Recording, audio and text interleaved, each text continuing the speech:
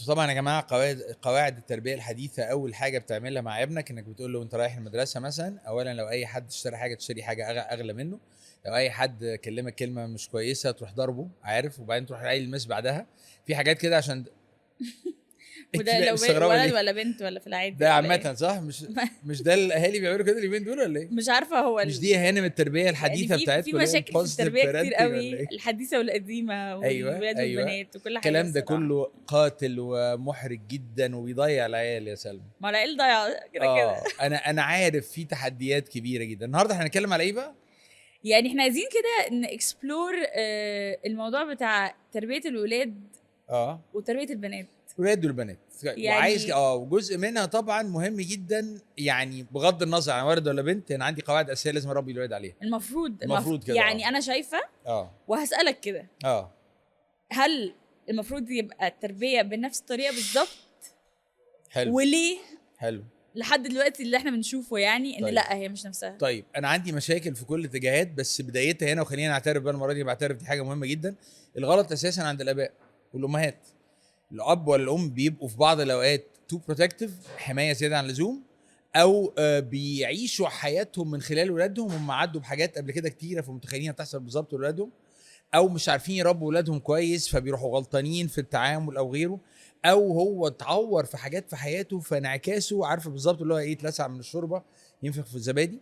فتلاقي بعض الاوقات مثلا اللي هي مبهدله بنتها في كل حاجه، لا وما تلبسيش وما تعمليش وما تسويش وما تكلميش، بتكلميني كل نص ساعه، حاجه غير طبيعيه، والبنت تضيع. وبينها بنت تانية الام مدياها ثقه غير طبيعيه، والبنت ممكن تضيع برضه عشان ايه؟ الاساس مش موجود. بالظبط. الولاد نفس القصه، لا راجل يعمل اللي هو عايزه.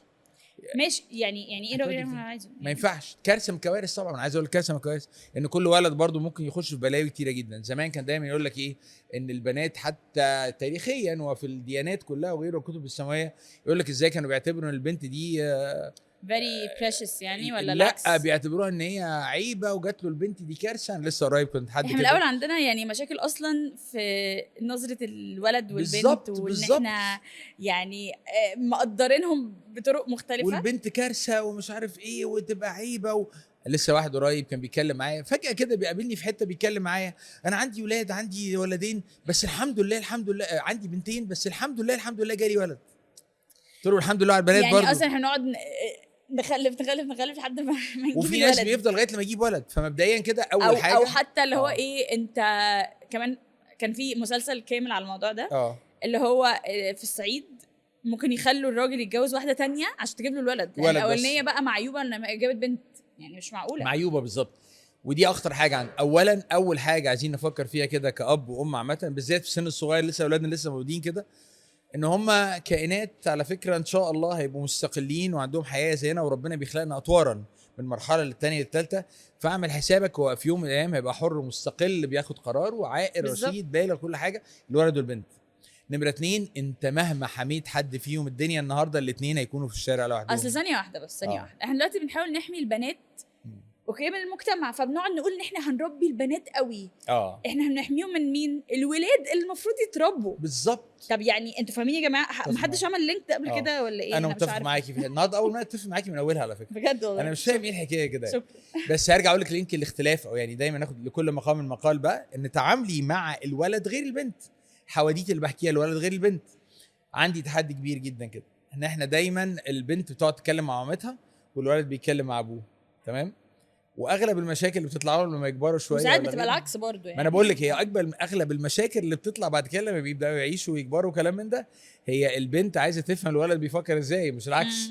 والولد عايز يفهم يعني المفروض يبقى العكس بقى في الحاله دي. ما انا بقول لك هو ده لازم البنت تتكلم مع ابوها يقول لها يا بنتي انا كنت زيه قبل كده وصايع وعملت كذا. وبعدين برضو انا حاسه ممكن نعملها بطريقه عكسيه شويه. احنا مش بس بنتكلم على التربيه ازن الفاليوز، احنا بنتكلم على تواجد او اصلا الموديل بتاع مين اللي بيربي، اللي هو انت حلو. عندك فعلا انت بتقول ان الراجل المفروض يتكلم مع بنته، والراجل المفروض يبقى موجود في حياه بنته في حياه ابنه طبعا، لان بيقول لك بعد كده بقى احنا السيكولوجي بتتبلور وبتتغير طبعاً. وبيبقى البنت لو علاقتها مذبذبه مع باباها او باباها ما كانش موجود، او يعني عندنا ما فيش الفاذر فيجر ده، للاسف هيبقى فيه الدادي ايشوز بناخدها طبعاً. بهزار. لا بس هي هي خطيره بتبدا جدا. تدخل في علاقات غلط، وبتبدا صح. تدخل في مثلا علاقه مع راجل اكبر منها ب 25 سنه، بالظبط. او راجل بيديها ممكن تبقى اصلا علاقه يعني مش بيديها اي حاجه اساسا، بس هو هي مجرد حد بيسمعها. على فكره هو مبسوط ان هو خارج مع عيله صغيره فاكر ان هو عايش حياته وكلام من ده، وهي مجرد بتعوض كل حاجه ناقصاها عند ابوها. فللاسف يعني حته ان الفادر فيجر دي ممكن يبقى موجود بس مش مديها اللي هو اللي هي محتاجاه. في غايه الاهميه. احنا بقى كل ده احنا لسه بنتكلم قبل ما احنا نبدا التربيه اصلا، احنا ده كل ده أول بنتكلم حاجة. في بالظبط. الستراكشر بتاع العيله، الconcept. الستراكشر بتاع البيت. بالظبط. وساعات بيبقى في حاجات فعلا مش قادرين نتحكم فيها. ساعات الام بتبقى مضطره تبقى اب وام، ومش هنقدر نبليمها في الحاله دي. حلو. بس يعني لازم برضو نفهم ايه اللي بيوصلنا للاخر ان احنا مش طبعاً. فاهمين التربيه، ايه المشاكل، طبعاً. ايه اللي حصل، ايه يا جماعه اللي حصل. وعلى فكره هي بنفس المنطق برضو بتكلم من بدايات، من الاول خالص. اول حاجه في التعاملات كده ان هما الطريقه اللي احنا بنربي الولد ولا البنت اللي هو ايه الحريه، جزء من الحريه. هات اللي انت عايزه، الشيء اللي انت عايزه. او انا دايما بدلع الولاد بالحاجات الماديه على طول، هي مهمه في مرحله ما، بس زي ما انت قلت سايكولوجي لا بس ده لازم تعلمهم ريسبونسبيلتي قبل كده. بالظبط. والشيء اللي انت عايزه اعمل اللي انت عايزه. وبحس اللي هو برضو الولد بيبقى عنده اعمل اللي انت عايزه دي على كل حاجه. طيب الكيرفيوز طبعا بالظبط. مش هتكلم لان انتوا ايوه يعني غصب عننا، ما غصب عندنا. انا يعني غصب عننا من ايه؟ يعني انت المفروض خايف على البنت ان هي تبقى في الشارع لحد متاخر، حلو. ومش خايف على الولد ان هو لا انا عايز اقول لك انا خايف على الاثنين بنفس الدرجه على فكره، بنفس الدرجه. مفيش بيت في مصر ما فيهوش وقت مروح للبنات قبل الساعه 12 اكيد بقى 10 11 12 والولد اي وقت هو عايزه. واحدة 2 3 4 5 او ما يروحش ويبات بره. لا يعني انا عايز اقول لك حاجه، انا اتربيت ابويا وامي الله يرحمهم، انا كنت انا واختي مثلا، وهي كانت اكبر مني، فساعات بتخرج في حته تروح حته مثلا بتتاخر فيها. انا طبيعتي بيتوتي جدا، موجود في البيت بدري، ما خرجتش خالص بعد مواعيد اي حاجه. هي كانت بترجع بعدي، بس اهلي واثقين فيها انا ومديها الثقه دي. هي ما هو المفروض فعلا الاهل يبقوا واثقين، بس هي كده فيها. وانا فاهمه ان هم مش واثقين في المجتمع بس الفروقات دي برضو بتبدا تحسسك اللي هو يعني لا هو في خلل في البالانس ما بينهم. صح. البنت لو عايزه تعمل حاجه غلط هتعملها الساعه 9 الصبح بالظبط، كمان مش 9 بالليل. 9 بالليل بالظبط. فانا بحس ان احنا كل كتر ما نبدا نفرق ما بينهم طيب. من كتر كمان ما الولد بيبقى ايه، انت بقى في البيت البنت هي اللي بتتعلم تطبخ تنظف تساعد مامتها، الولد قاعد الاخت بتقوم تعمل له الشاي. لا حضرتك انت محتاج تبقى جزء من المجتمع. انا انت محتاج دلوقتي بقى في موضوع الشاي. لا معلش بس يعني حبا ليس انا ليس بجد يعني شايفه الامهات والابات غلطانين بقى من الاجيال اللي فاتت. حلو. وعلى فكره باي ذا واي الحمد لله بيقول لك الجيل ده اللي احنا فيه والله انا فخوره بينا، بس انا مش بغلس عليكم يعني. اكتر جيل انفولفد التو بيرنتس وانفولد انهم بيعلموهم تشورز للبيت. طيب حلو. ليه؟ لان انت ثانيه واحده، هو الطبيخ او التنظيف دي لايف سكيل.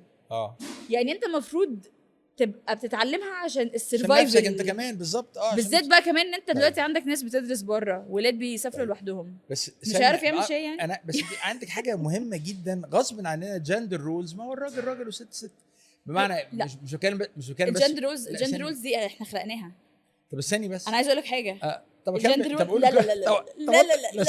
ايه طيب هو انت يعني جندر رولز انت بتقول ان الراجل بيتجوز ويروح الشغل وهي تقعد في البيت تعمل حاجات. مش لازم تقعد في البيت، بس هو مش حتى طبيعه عمله بتشتغل وبترجع تعمل الحاجات نفسها. ايوه على فكره انا عندي احترام شديد للست اللي هي انا بعتبر الست اللي هي او الوركينج بتشتغل 24 ساعه، دي بتشتغل 48 ساعه في 24 ساعه. الراجل انت عارف ان الرسول عليه الصلاه والسلام كان بيساعد مراته في شغل البيت. ايوه طبعا يبقى احنا ليه مش بنحترم حاجه زي دي؟ هي كانت شغاله في التجاره عادي. طب احنا بقى جندر رولز احنا خلقناها. لا احنا ما اختلفناش وبنفرضها وهي اصلا غلط. استني بس على فكره النهارده اكبر برامج للطبيخ في العالم العربي كله رجاله. طب يعني ده مهنه. طب انا عايزه اعرف، انا هحاول اوصل للشيف. أيوة. الشيف شربيني بقى ولا اي حد ولا جوردن رامزي، هساله. جوردن رامزي ممكن بيعملها، انه برضو الشرق مختلف عن الغرب. هساله بيساعد مراته في البيت ولا لا. ده مهنته. طيب برافو ان هو بيعرف يطبخ. انا بس عايز ارجع خطوه بس ان الراجل طبيعه عمله مهما حصل، خاصه لو هو فعلا رب الاسره او مصدر الدخل الاساسي هو الاساسي، فهو طبيعه شغله منهكه جدا جدا جسديا وذهنيا. طب ما هي ممكن تبقى برضه طبيعه شغلها السنه دي ما انا هقول لك بس حته فهو تركيزه عالي جدا وتعليمه في هذا المجال وكل حاجه، وبيشتغل كده. على فكره لو العمليه معكوسه، انا اشتغلت في شركات مالتي ناشونال قبل كده. طب ما بس هقول لك اشتغلت في شركات مالتي ناشونال، الست كانت هي دايركتور ماشي، وجوزها كان وظيفته اقل منها بكتير. فلما جابوا بيبي بعد ما عدت اول 3 شهور هي رجعت الشغل وهو اخد وهو خد paternity leave. paternity leave بقى، هو ماشي. هياخد اجازه التربيه دي ولا الولاده. اوكي. قعد فيها سنه تمام، تقبله وهو كان بيعمل كل حاجه في البيت عادي جدا. بس مره تانية هو الراجل برضه هو المفروض ان هو صاحب الكلمه في البيت. انا ما بقولش أو غيره. حاجه، هو صاحب الكلمه ما عنديش اي مانع. هيساعد تمام، بس على اللي يعرف فكره مش يعمله. لازم تبقى حتى 50-50 حلو 70-30 60-40 حلو.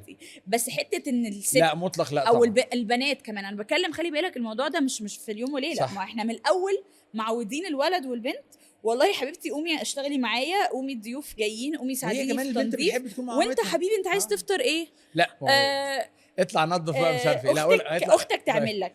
انت والله شايلة هو الموضوع ده المفروض جامد على لا فكرة. انا شايله أيوة. طبعا طيب. لان الجيل كله المجتمع كله انا مش فاهمه فيه ايه يا جماعه. هو المفروض يوضب اوضته يوضب دولابه يعمل حلو. نفسه الفطار. آه. ما يعملش نفسه الفطار ليه؟ هي البنت آه. بتعرف تعمل نفسها الفطار هو لا؟ والله هو وسخ المكان ينظف مكان وراه. والله بيعملوا كده. لا ما بيعمل بوبي طيب. ولا انتوا بوبي لا كده لا لا لا على الهوا وصلنا البوبي انا مش معقول. فاهمه يا جماعه طيب. الموضوع مش عشان احنا صعب. غالبا بنكون شايلين حاجات كتيره في بالنا وعلى فكره يعني اي بليم والامهات عارفين ان هم غلطانين آه. غلطانين وبحاول انا حاسه ان الجيل ده دلوقتي بيحاول ان هو يغير الموضوع حلو. ده. وعلى فكره احنا كمجتمع شرقي عندنا الموضوع ده اوحش بكتير من طيب بره. انا بس عايز اقول لك انا كنت دايما شايفه من ناحيه عكسيه اللي هو ايه، لا الولد والبنت يعملوا حاجه مع بعض، وانتوا صغيرين كنا بنحاول نخليكم تعملوا حاجات مع بعض دايما على قد ما ماشي. نقدر. وجنب كده ان الراجل لما بيكبر بجد، انا بتكلم بقى بدايتها اللي هو الراجل والست في البيت اللي هو الراجل ومراته يعني، هو لانه بيكافح اكتر بكتير مجهود ذهني يبني ما لو هي هي مش كمان شغاله كمان طب او شغاله احنا مش احنا شغالة ممكن شغلانة الاثنين مثلا تقيلة. يبقوا جراحين على فكره. خلاص لا يبقى هي كل equal. حاجه مع بعض خلاص. طيب موافق تماما. عشان كده برجع اقول لك ايه، زي ما احنا قلنا لو هو اللي فاتح البيت بجد هو اللي بيعمل الشغل ده طبيعي فتح البيت ماديا يعني ماديا، فطبيعه الوظيفه اللي بيعملها بتاخد من طاقته بس الذهنيه ماشي مش والجسديه احنا وكل الاثنين حاجة. نازلين الشغل الصبح احنا الاثنين تعبانين. اما بقول لك مش لازم 50-50 بس لازم حلو. يبقى في مساهمه. حلو. وهو من اول ما اتعلمهاش I don't بس blame انا him. ممكن اقول لك حاجه بس he can change. خدي بالك كميه البنات اللي بيكتبوا على السوشيال ميديا يرجع يقول لك انا مش عايزه خلاص سترونج اندبندنت وومن، انا لو عليا ما اتجوز كلنا على طول. تعبانين. ايوه فربنا حتى خلق القدرات الجسديه للراجل اكتر من الست في حاجات معينه، الشغل والكفاح ان هو بره البيت طول الوقت وغيره، هي ليها طب- مقابل تاني بالاختيار. طب ما اكتر من 6 ثانيه واحده بقى. يبقى هي دلوقتي بقول هنتكلم هي كمان بتشتغل حتى آه. لو شغلها اللي هو ال 9 to 5 او ال 8 to 5 ده وهو كمان 9 to 5 ممكن يبقى اكتر سنه كوقت.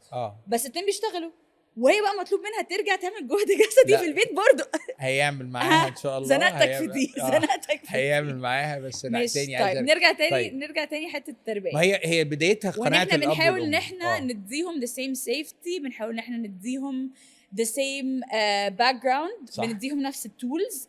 انا هعلمك تطبخ عشان انت لما تكبر لازم تطبخ لنفسك مش لازم عشان تتجوز. انا هعلمك ان انت ازاي تشغل انا مش غساله. اتخيل حاجه زي كده. مش انت يا ربي لا لا لا مش لا عشان لا حاجه لا والله لا. العظيم بيبقى شايلين في انتوا على بالنا فكرة بلاوي. ما احنا كمان على فكره مخ الام مخ الست بالذات كمان لو ام وبتشتغل ما بيوقفش يا جماعه والله العظيم. أيوة. انتوا you cannot compare.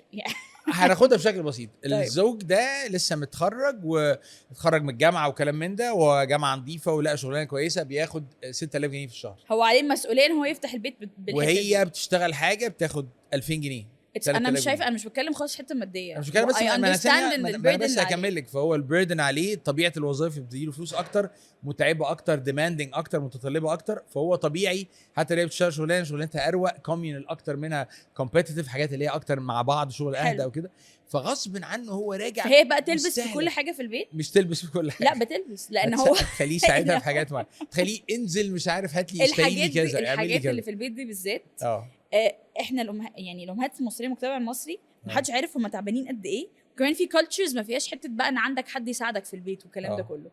ويعني بيدخلك بقى الحما تطلب من من مرات ابنها. انا بس عايز الحته دي اوقف لحظه واحده، عايز اوجه رساله لصديقي العزيز نجم الحلاقين علاء ابراهيم. شوف الحته دي كان قال لي قبل كده ما تديش فرصه سلمى تتكلم. هي الحلقه دي انا ما لحقتش. انا على فكره كل الحلقات فاصل وانا اعود اي حاجه يا جماعه. صح انا سايباك براحتك. انا بلال بيشاور لي ممكن نقف. انا كفايه هتكلم كده لو سمحت خلاص. هتكلم مع علاء بجد لو قلت كده. ايوه انا بس خدت نفسي عشان ايه اعبر. هي بتتكلم وكل حاجه. اصل الموضوع ده بيعصبني. احنا بنتعصب احنا كمان على فكره. بنتعصب. طيب دلوقتي احنا ازاي عايزين ان احنا برضو نبقى بنديهم الولاد والبنات. احنا دلوقتي بنربي من الاول احنا عشان صح. نمسح الجيل اللي طلع بالجندر رولز البشعه دي. عايزين نبدا من الاول. طيب أيوه. اوكي فاحنا عايزين يعني زي ما بيقول لك تربيه البنت ادق او تربيه البنت اهم، ولا مش عارف ايه الاتنين زي تربيه بعض، الولد الاتنين ادق. مهمين جدا. طيب وعلى فكره الولاد دول كلهم نتاج الامهات، يعني هم امهات مهما كانوا زي ما انا ده اللي انا قلته على هي فكره، ده اللي البدايه انا عند قلته، الام بس تماما. الامهات اصلا هي مقتنعه برضو شايفه هي جايه من الكالتشر دي، حلو. فاحنا سايكل عايزين طيب. نكسرها بقى. فاحنا بس هي اول حاجه عشان نعملها، اول حاجه كده انا نفسي اربي الولد والبنت زي ما انت قلتي، خلينا نحطها بالفريم الكامل بقى، عندهم اندبندنس، استقلاليه. عندهم اندبندنس، عشان اقدر ابقى عندهم مستقل المورالز بتاعتهم، يبقى انا لازم طبعا الاخلاقيات والقيم والسلوكيات دي نمره واحد، دي المطالع الحكيمه لكل حاجه، لكن جنب كده كمان هو يقدر وهي تقدر يعيشوا لوحدهم ايا ما كانت الظروف. بالظبط. هو في مكان ما الباص فاته في المدرسه، لا يعني عيل صغير هيعيط ويبانك ويركب مع اول عربيه تيجي، ولا هيفكر ويهدى؟ هو لسه عيل صغير معهوش مثلا موبايل، احنا الجيل بتاعنا ما كانش في حاجه زي كده، هفضل مكاني هروح لحد معين هثق في مين اتصرف ازاي. تعلمه بلان اي بلان بي بلان بالظبط. دي من اول ما هو صغير، ان هو بالزبط. لو حد كلمه وهو في جنينه الاطفال بالظبط يجي يقول له بقول لك يا حبيبي تعالى معايا اجيب لك شيبسي، بالظبط. لازم تعلمه يعمل ايه بس لحد ما هو كبير مسافر مع الجامعه صح واتزنق، يعني اتزنق اي حاجه اي حاجه في موقف محتاج يدفع اللغه مش عارف صحابه سابوه يتكلم. مشي. بالظبط. الاستقلاليه الماليه مهمه جدا. نرجع بالزبط. نتكلم تاني على الفاينانشال انكلوجن اللي هو بالزبط. حاجه بسيطه جدا كده، انك لازم تكون عندك القدره تعرف تتصرف لوحدك اي ما كانت. وعلى فكره احنا اللي بيطمن الاب ولا الام الولد هيعرف يتصرف لوحده ازاي، ان هو شافه في موقف واثنين وثلاثه. والولد والبنت برضو انا احب اقول حاجه هنا برضو، يعني ممكن اكون ببليم البنات او ببليم برضو تربيه البنات فيها شويه. البنت وممكن في مصر بقينا احسن شويه، ما ينفعش البنت تبقى برضو طالعه ان هي مش هتعرف تعمل اي حاجه لوحدها. بالظبط. يعني الناحيه التانية بقى برضو، يعني في الموضوع بيروح اكستريم الناحيه التانية. انا مش هتعرف تتساب لوحدها، مش هتعرف تسافر لوحدها، مش هتعرف انا عايز اقول لك انا اعرف بنات يا جماعه برضو، انا ساعات بوجه كلامي الكاميرا في الحته دي، اعرف بنات اللي هي بعد ما اتجوزوا وسافروا في بلد تانية بتكلم مامتها مامي الحقيني اعمل ازاي اللي هو السبانخ يعني ده زي فيري ماي كانتري بلدي جدا. ايوه ما ينفعش على فكره، خلاص استقلاليه بقى. طيب هي دايما هيبقى عندنا، يا رب يخلي لنا اهالينا دايما حد بنرجع له. انا عايز اقول لكم انا ابويا مات في سن صغير لما كنت سن صغير، يعني الله يرحمه، قبل ما اتجوز ولا غيره. في حاجات كتير قوي لما بقيت زوج انا يعني اعمل ايه، نفسي اكلم حد وحد اطمن له.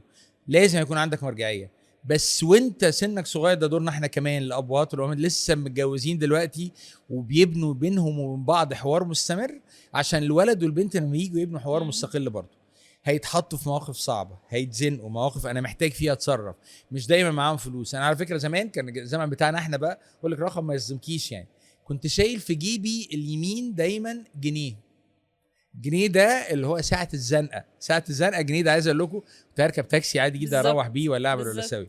النهارده العمليه ما بقتش كده. على فكره كمان انا حاسه اتس ا فيري نايس اوبشن ان انت عندك البريبيد كارد ده ممكن تستخدمه جوه مصر اوتسايد او انسايد الفاليو نتورك. حلو. فانت عندك سكوب كبير جدا، فرايتي رهيبه. طيب يو كان ديفينتلي جارانتي ان انت او ولادك او هوفر معاك كارد ده هيبقى سيف. لا انا عايز اقول لك كمان طبعا عارف اليومين دول الناس بيعملوا حاجات غريبه جدا. لسه بسمع عن واحده بنت حلال جدا يعني انت تعرفيها، كانت طلعت فجاه راحت سيوه عشان تندفن تحت الرمل شويه عشان تندفن بس لا عشان تطلع منه اللي هي مش عارفه يحصل لها ايه غسيل للروح، طبعا غسيل لحاجات تانية غير الروح. طبعا احنا احتاجنا غسيل، مش عايز تشيل معاك كاش بقى، مش عايز يعني بس خلاص. انت هتتحط في مواقف كتير. احنا الجيل بتاعنا كنا بنطلع راس مطارمه في قلب سينا كده ونتحاسب هناك مثلا. دلوقتي في حاجات كتيره جدا فيها سيرفيسز وحاجات، بس انا مش عايز اتحرك بكاش. العيال بيناموا وبيبقى الرحله 10 ساعات على الطريق راكب قطر مش عارف ايه، مش امن ليه حاجه زي كده. الكارت بالنسبه لي حاجه سهله جدا ومعاها حته مهمه انت قلتيها بكده، اتس بلاند. انا عارف هعمل حسابي توقع تقريبا قد ايه، فانا عندي بريبيد مغطي نفسي بصوره او باخرى. اقدر اتوب لو عايز لازم. يعني لا بس هي اهم حاجه بالنسبه لي برضو بس انت يو بلاننج اهيد، وفي نفس الوقت خلاص انا عارف ولادي او انا وبعلمهم برضو بالذات في التينيج ييرز. انا مثلا ناوي ادفع او اصرف 100 this is what my card has دلوقتي. حلو. انا بقى عملت حسابي او عرفت انا محتاج اكتر بالظبط بقد ايه بالظبط، مهم جدا. فتمام يعني. خدي بالك بقى البنات في اللقطه دي اللي الولد بيكون معاها اللي هو مسافرين مع بعض الشله بقى كلهم وكده، وتلاقيه فجاه قاعد في حته حزين كده عامل فيها بيتشحتف زي الفنانين الكبار بتوعنا. تتكلم معاه كان نفسي اعمل لك واعمل لك بس معيش فلوس. البريبيد هل معاكي بريبيد؟ فتروح هي دافعه له تاخد بالها من الحته دي، بس هو يعملها بطريقه اللي هو يعني هو لو هيطلع مع البنت المعجب بيها لازم والله الليميت بتاعته تبقى اعلى شويه من اعلى شويه منها صح؟ مش معقول. ولا هيعزم صح ولا الولاد بطلوا يعزموا ولا بيعزموا؟ لا دي ممكن موضوع حلقه بقى لوحده خالص. بلاش الرجاله لازم يعزموا يا جماعه، حتى لو هتسيبها بعد كده ادفع المره دي وروح للتاني يا اولاد. انا كنت بدفع قبل كده يعني أيوة. في طريقه كده. انا عايز اقول لكم اتحطيت في مواقف انا اتحطيت في مواقف زي كده كتيره جدا. بسافر بلد والبلد دي انا رايح اعمل تريننج مثلا، وصلت الطياره حصل فيها حاجه معينه، الموبايل مثلا باظ مني ما اشتغلش، او البنطلون بتاعي اتقطع، انا محتاج اشتري حاجه immediate. بالظبط انا محتاج الايه السبورت ده. بس انا مبدئيا لا، لو انا بنت لوحدي، لو انا طبعا طبعا انا معيش كاش، انا يعني انا في حته دلوقتي خلاص I don't know what to do. I can handle. This can be perfect. هقدر اعمل حاجه، هقدر اعملها لوحدي تمام. لا، واحلى حاجه انا شايفه كمان ان انت بيشتغل بره وجوه مصر. طبعا دي خطيره جدا. you can top it up بالفاليو ليميت بتاعتك اللي انت عندك already. حلو.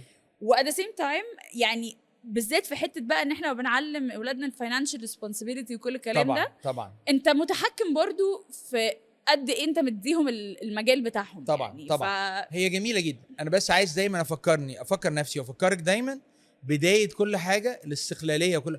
هو انت امتى حق تعالي نتكلم في الشغل حتى. امتى بنعمل ديليجيشن ولا امباورمنت؟ امتى هدي حد تفويض يعمل انت عايزه؟ وجاهز معناها ايه؟ ان انا اتفرجت عليه وشفته وعملت له كوتشنج وخرجت معاه وشفت هو بيتصرف ازاي لوحده، وانا ساندته مره والمره الثانيه عملها لوحده تماما. هي مشوار، هي مجهود جامد عشان توصل حد ان هو يعتمد على نفسه يستقل. ان انا اعمله، انا عايز اقول لك ان في كميه اهالي انا فاكر كانوا بيقولوا لاولادهم ايه، لا انا مش هعمل لك بريبيد كارد ولا غيره، اصل انا ما اضمنش هتعمل بيه ايه، اصل اصحابك ممكن ياثروا عليك في كذا. هي شخصيه بكل حاجه تمام. لا بس انت يعني هتبقى برضو ان كنترول، هتبقى برضو في ليميت طبعا انا عارف في ليميت، بس في نفس الوقت انا عايز دايما كل حد ايه، عايز ادي حد الفرصه بناء على ميريتوكراسي وعارف كمان استحقاق. خلاص حلو انت مثلا انا كتينيجر ولا كان حد مسافر ولا اي حاجه، انا اوريدي كاني ايه خدت الخطوه بدري وخلاص مش محتاجه اقلق انا لسه هدفعه بعدين. صح فتمام. صح. يعني صح. انت برضو بتعلمهم ان هم يبقوا planning ahead بالظبط وsticking to the budget بالظبط. والله يعني هم شطارتهم بقى في مرحله وانتوا كعيال ما عملتوش كده قوي يعني. انتوا يعني عايز افكرك برضو كنت ما كانش عندنا وعايز الاوبشنز. اكلمكم بس انا عايز اقول لكم ان هي اللي بتتكلم بقلب قوي دلوقتي على حاجه زي كده. انا فاكر ان هي دايما كنت اجي ايه اسالها انت معاكي فلوس ازاي يا سلمى انت صرفتي، اكتشف ان هي اقنعت اخوها اللي هو كان اصغر منها علي يحوش معايا، وتبدا هي ايه تصرف انا هرجعها لك بعدين. كنت بعمل له ريتيرن اون انفستمنت. ريتيرن اون انفستمنت فين؟ عمرك ما رجعتي له بزياده. هرجع له هرجع له على فكره. ده الولد اتخرج خلاص. ده برودكت جديد مش موجود على فكره. انا هتكلم في الموضوع ده. ايوه. طيب سمعينا اغنيه ايه في الحاجات دي كلها؟ ممكن نسمع هاتوا الفلوس اللي عليكم ولا مش لا. بلاش دي. لو حد عايز يسمعها ممكن. Growing Up ماكلمور. هي's a rapper واغنيه كانت لذيذه قوي عملها لبنته. حلو ولذيذه كده في مايلستونز احنا بنكبر ويعني it's an emotional song يعني جميله جميله ما شاء الله. طيب انا هاخدكم على كتاب مختلف برضه شويه، نجيب محفوظ الحرافيش. حرافيش دي يا جماعه اسمها ملحمه فعلا. هي كتاب 400 صفحه، قصص كثيره جدا، حاولوا يعملوها افلام، اجزاء منها صغيره فشلت تماما.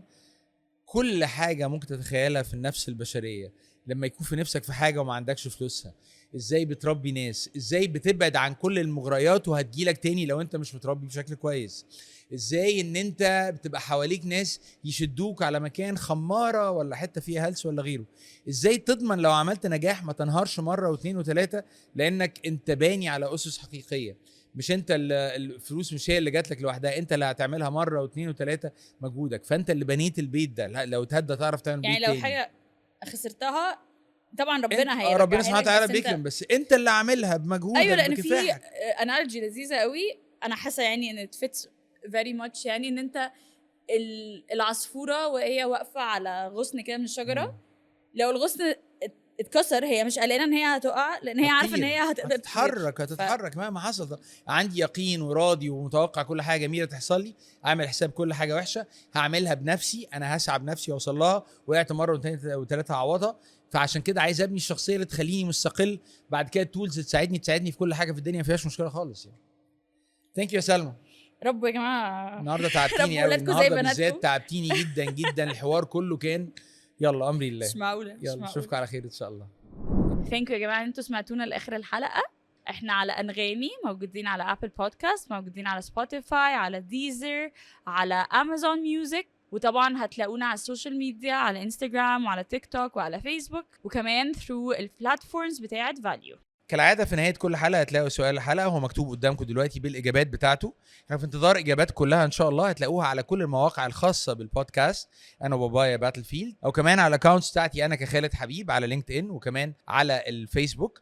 اكتر اجابه منطقيه ان شاء الله هيكون ليها جايزه خاصه وجميله جدا من فاليو. اكتبوا اجاباتكم على طول دلوقتي وابعتوها لنا على طول دلوقتي، هنلاقيها على الويب سايتس بتاعتنا كلها، وان شاء الله تكون كسبان معانا مع فاليو ان شاء الله.